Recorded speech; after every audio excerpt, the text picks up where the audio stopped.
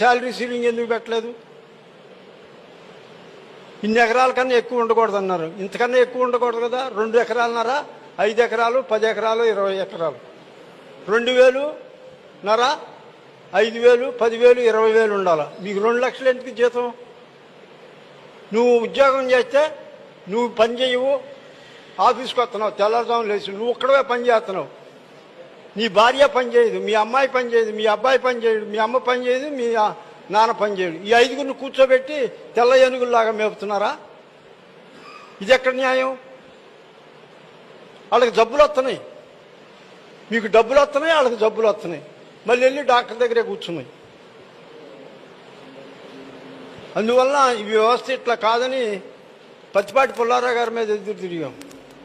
మీ వల్ల వ్యవసాయం కుంపయిందన్నాం. ఎట్లా అన్నారు? బ్రిటిష్ గవర్నమెంట్లో అగ్రికల్చర్ లేబర్ కన్నా 1 నయా పైసా కూడా ఎక్కువ ఇచ్చేవాళ్ళు కాదు ఎంప్లాయీకి. అప్పుడు బతకలేక బడిపంతులు అన్నారు. ఇప్పుడు బతకగలిగినాడు బడిపంతులు. కదిలితే సమ్మె, మెదిలితే సమ్మె. ఎంత ఇస్తే సరిపోద్ది?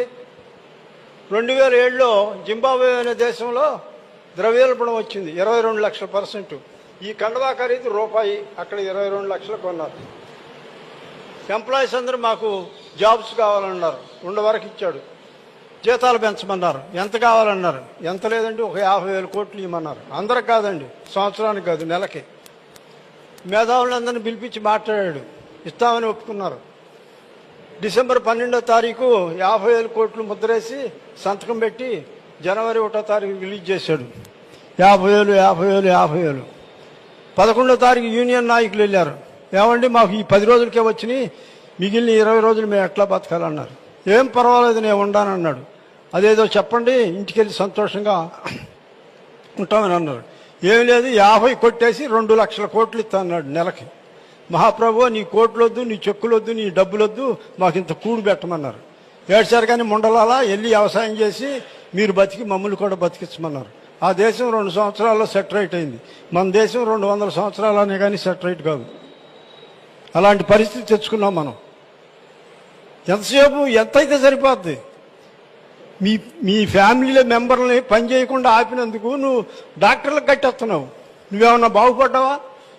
మరి ఎందుకు వాళ్ళని పని చేయనివు? ఈ విధంగా సర్వనాశనం అయిపోయింది. కెమికల్స్ ఇవాళ తల్లిపాలు పిల్లలు తాగటానికి అర్హత లేకుండా పోయింది. అలాంటి సిచ్యువేషన్లో ఉన్నాం మనం ఇప్పుడు. జపాన్లో 9 అంగుళాల లోతు మట్టి తీసేసి మళ్ళీ వ్యవసాయం చేసుకుంటున్నారు.